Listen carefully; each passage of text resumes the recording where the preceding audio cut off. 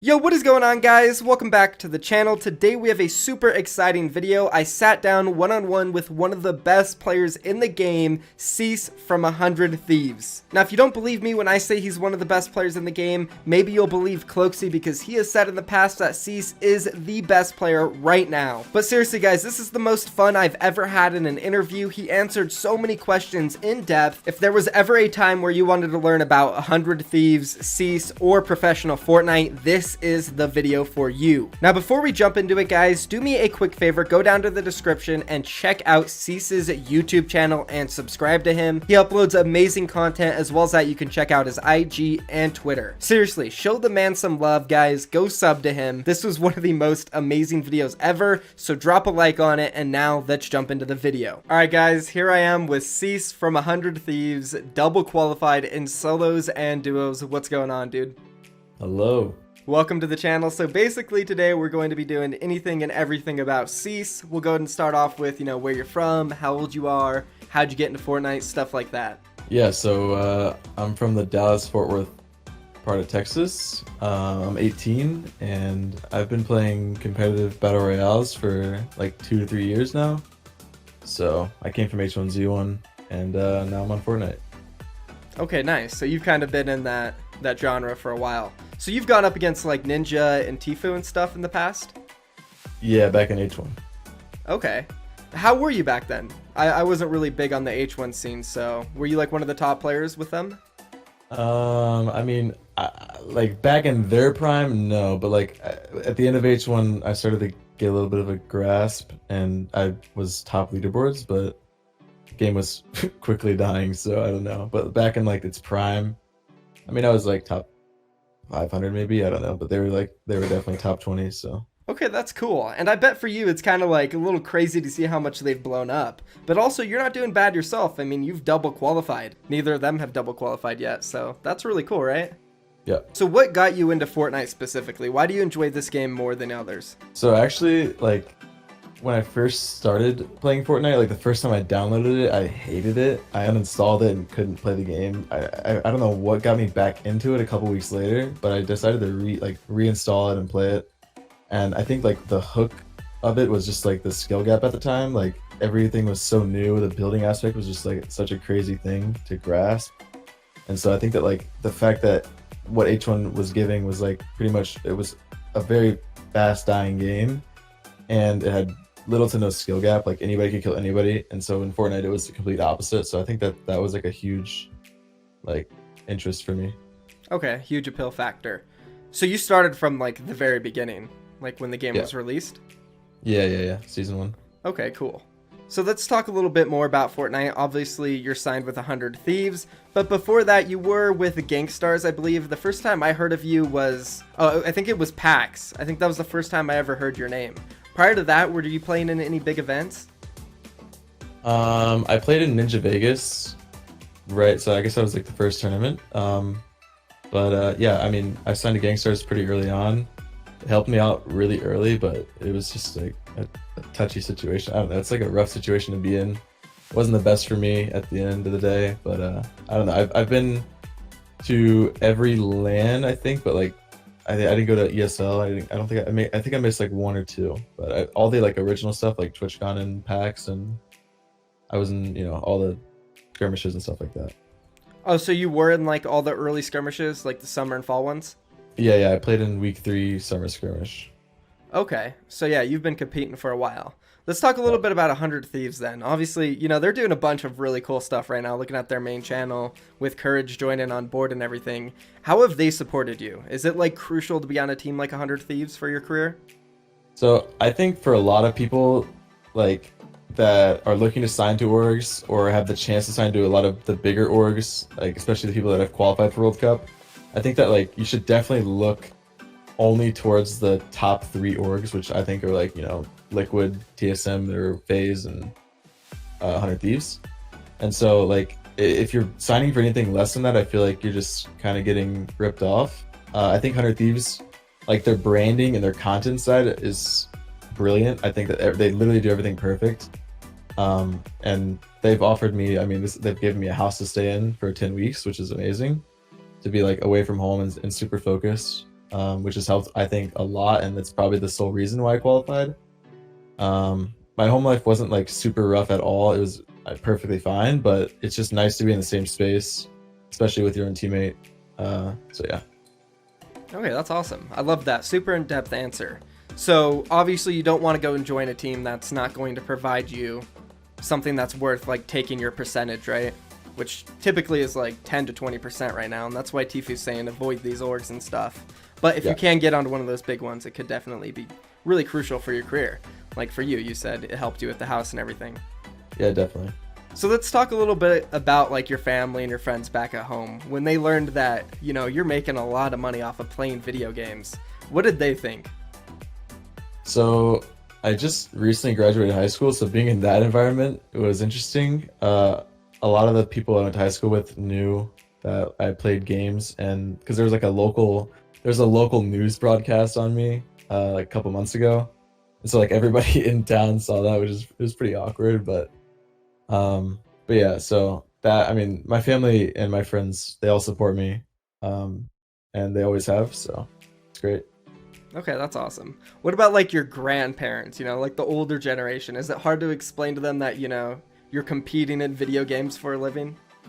So I don't think they really understand like how much there is to be had, but I mean, the only advice that they've really given me, not that this is a bad thing, but I mean, they just tell me, you know, invest my money, save my money. So I mean, I'm trying to I'm trying to learn.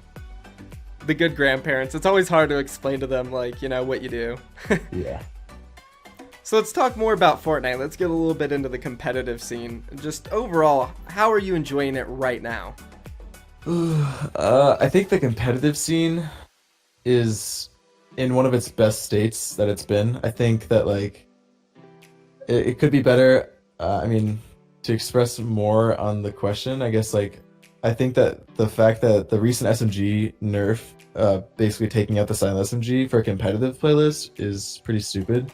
I'm fine with having new guns, but I think when you eliminate certain items from the loot pool, it gets really difficult to have split loadouts. So like in duos, sometimes me and Elevate will end up running the same ammo type, which is really inconvenient, especially when you're trying to save ammo. And so removing guns like that, I feel like in competitive just hurts it.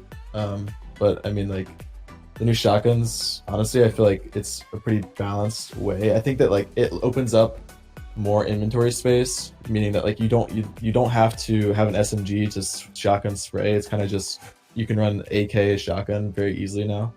So it's nice that they've kind of freed up another inventory space. Okay, yeah, you could get a lot more resources. So what's like an ideal loadout for you? What would you want to have in like a really important scenario? An ideal loadout would either be like a blue AK or the new SMG, and then a golden pump, and then I mean heavy snipe and some shield, probably. And yeah, I mean, I think that like those two things go perfect together. I think that like a lot of players used to look at that loadout in the past as something that was not very viable, to have a shotgun and an AK. But now that you can kind of just use a shotgun as a spray weapon, it's pretty easy to just only use a shotgun, and you don't need an SMG to spray at all anymore. Okay. Let's talk a little bit about resources. Would you prefer one Rift to go or gliders? One Rift to go for sure. Okay. What about 6 shadows and 1 Rift to go? That's a tough one. It depends on the time of the game, I guess. I think if I had to give an answer, I would probably be 6 shadows, just because it's so much more useful. I guess it depends on the mode as well, but yeah, 6 shadows. Yeah, it does depend on like duos and solos, right? Because you have those 6 shadows, that really helps you. But what if your teammate doesn't have any, right? The Rift then would come in handy. Okay. So let's talk about some of the changes that Epic has made over the past, I don't know, 6-7 months. It's been really hectic, right? Name one of the worst decisions they've made, and then follow it up with why, and then one of the best decisions they made. So I think one of the worst decisions that they've made, and I don't think this is a very like hard answer to disagree with, was adding the sword. I think that was the least competitive mode that we've had, especially debuting their first online qualifier is just like not the way to go about it. And then I guess like the best thing, I mean, I don't know. I think the best thing for this game to really like, I don't know. I like the shotguns. I really do like these shotguns. I think that they're actually in a better state than what they were before. So I do like the shotguns. I think that's probably the best thing they've added. Okay, awesome. I like that. So you're like you're pretty happy with the meta right now. Obviously, you've qualified twice, but besides that, you're still happy. Very. Okay, that's awesome. That's like a new twist on it. It actually does. I've actually interviewed a lot of players that have qualified and just are really good at the game in general, and they more so seem to be really happy with the game. But then you see the players who are kind of struggling, they're the ones who complain a lot. So I don't know if it's a mindset thing. Have you kind of like gone through those rough patches where you're really mad at the game and it just impacted your gameplay, or is that just not a thing? It's weird. I don't know if I'm bipolar, but I feel like this game makes me bipolar. Like, there are definitely times where I do not like the game at all. I think it's honestly the first few weeks of a new patch, like a big update. So like, I mean, I feel like that's a lot of people are exactly like that. But I mean, with time, like I've adapted, and it's honestly not as bad. I know like 3-4 weeks ago, I would probably not like this. I mean, they've made some changes to the shotgun already from it being in its original state, like adding more damage or like, you know, increasing the damage. But I don't know. I think that like, I don't know. I like this meta. Okay, that's awesome. So let's talk a little bit more about your performance and how you got there. A lot of people on Twitter were telling me to ask you, like, what's your practice routine? Like, what's the best advice you can give to somebody in order for them to qualify? So to qualify for World Cup, in solos, you really only need like 4 to 5 games. In duos, you need like 6 and maybe 7, like good games. So like that's the way I look at it. So like there's games that you can die off spawn. Like for example, the week that we qualified for solos or for duos, we died off spawn 3 games and 2 of them were back to back. And so like you just have to have a strong mindset. And if you don't have a strong mindset, I am almost positive you won't qualify. Like that's literally everything right now. Fortnite is extremely just based off of your mind and how you can just, I don't know, you can make a positive out of a negative. Okay, that's good. Yeah, it's all about mindset. You got to be happy. I've actually seen some of the like vlogs or, you know, stuff that you guys have done over there at 100 Thieves, and there's definitely a lot of emotion behind you guys when you play, especially for Ceice. I've seen the most previous video. He was featured in it big time, and he was struggling for sure, but you know, he bounced back and he started looking good. So you got to keep that mindset, right? Yep. Let's talk about your inner fan of, or what are you saying? You said Ceice, it's Kaizui. I don't know if you like. Oh, You Kaizui. probably get flamed. Yeah. No, I mispronounce names a lot. That's definitely something that hits me in the comments. Kaizui, okay. Let's talk a little bit about like your inner fan. Like if you weren't a pro player, who would you root for? Like do you ever find yourself like watching Tfue stream or another pro player and just like cheering them on and hoping they do good? Honestly, I think that like if I had have an inner fan, it would probably be like Tom or Bizzle maybe. Like I don't know. Like I guess more of it'd probably be Tom to be completely honest, because he's just a lot more animated. But the competitive side of me, if I was really into it, but not the greatest, I guess, it would probably be Bizzle just because of how like his raw talent is just through the roof. So I just think that he's got no cap. Yeah. How do you think Bizzle does it? Like it's crazy. Every tournament, top 3, like no matter what. How is that possible? I think that like the things that set him apart from other players is the mindset. I really think that that's literally everything. I think that like at the start of World Cup, I had a pretty strong mindset going into it. I feel like I could overcome a lot of the things that would come my way that, you know, I didn't like dying off spawn or just having mid-game deaths. And I think that like early on, I think that like, Poach and Bizzle and all the really well like placing players had the strongest mindset of everybody. Like the fact that you can bounce back and recover is something that no one had, I feel like, only a handful. And now obviously a lot more people are developing that, including myself. And so I think that's like a key reason to a lot of people's success. Definitely, yeah. Confidence is huge. And I mean, mentioning Bizzle, he went out there and qualified for the World Cup without using any weapons, right? Like, that's just straight up confidence alone. It's crazy to do something like that. do a few more questions. What about like the life as a pro gamer, living in a pro house with all your teammates? Like, what's your favorite memory? Living in the house with a bunch of pro gamers is interesting. I think that like it's an experience for sure, and if you're in the position and you have the opportunity, definitely take it. For me, this is my first time moving out, so it's definitely like all this is a new experience. But like living in the house with gamers, if you don't have like the right like management, I guess, like a house manager or like somebody who can like look over you guys more extensively, unless you're all like old adults, I don't know. But like the house it definitely gets very dirty, very messy, and just like it's just I mean it's just I'm living with teenagers, so I can expect that, but like there's just empty pizza boxes and just cans of Red Bull, like boxes of Red Bull that have no Red Bull in them still in the fridge. It's just, I don't know, it's stuff you have to expect, I guess. So what about your favorite memory though? Is there any? I don't know. I don't know if I have a favorite memory. I think that like it's just enjoyable to be around all these people. Okay. Especially Blind. I like Blind. Okay. How many are there in the house? Blind, Kazui, Elevate, Kenneth, and myself. So 5 people. What's like your practice routine? Like what do you do every day? Do you do creative, scrim, stuff like that? Yeah, so my practice routine is waking up an hour or so before scrims, playing creative. Normally, like a lot of times I'll do 1v1s and then I'll box fight the player that I'm 1v1ing. Cause I feel like doing, okay. So doing Turtle Wars, I feel like is the most useless thing you could do. A lot of times I like doing box fights, especially for practicing for solos. Box fighting in your own creative match is really useful for me. And just getting on an hour before.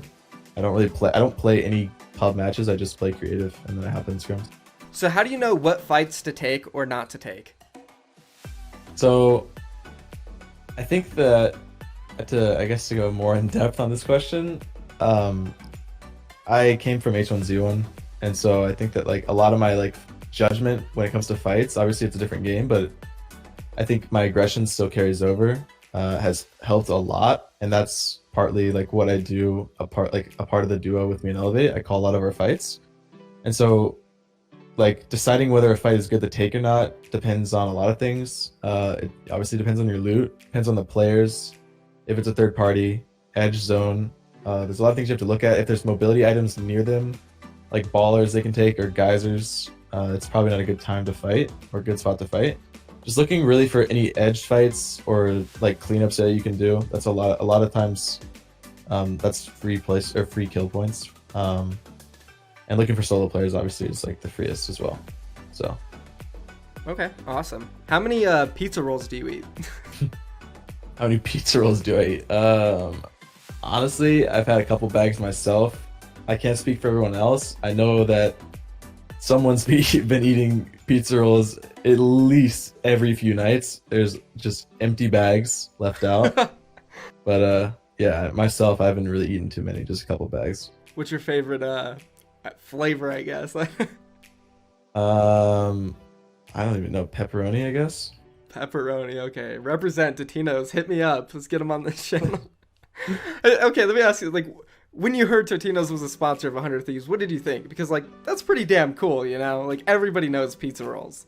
Yeah, so my initial reaction was kind of like, I mean, to be completely honest, I've never had Totino's pizza rolls until this house. I've always had, like, other stuff, but like, so it was an experience to try it for the first time, and I kind of got bullied for it because I didn't know like how to make them or like what's the best way to make them, because I'd always cook my stuff in the oven, and they were just doing it in the microwaves. I don't know, but hey, well, one sec, you definitely got to cook them in the oven. Don't let them pull you for that, man. It's so much better. Yeah, like, you got to get the crunch and everything. Oh, they don't know what they're talking about. They're young. It's okay. I'm on your side. But yeah, I mean, I think that it's like a crazy sponsorship to have. I think 100 Thieves is only going to bring on like the best and what's best for the company and for the players. So like, I know every time that any sponsor gets announced or whatever, like 100 Thieves, it's 100% for the good. Yeah, like seriously though, 100 Thieves is doing a great job. Despite like that recent drama with Nick Merckx, like everything they have done is amazing. I love the content. The branding is just sick. They're definitely an inspiration for me since I'm kind of like starting off my own team, you know, so I love what they're doing. Definitely. All right, man, this was an amazing interview. Thank you so much for coming on the channel, Ceice. If you want to shout out your YouTube, Twitter, whatever it is, or say anything to the viewers, feel free. Yes, so my Twitter is @Ceice, and my YouTube is just Ceice. So, yeah. Yeah, go follow him. Links will be down below. All right. Let's go.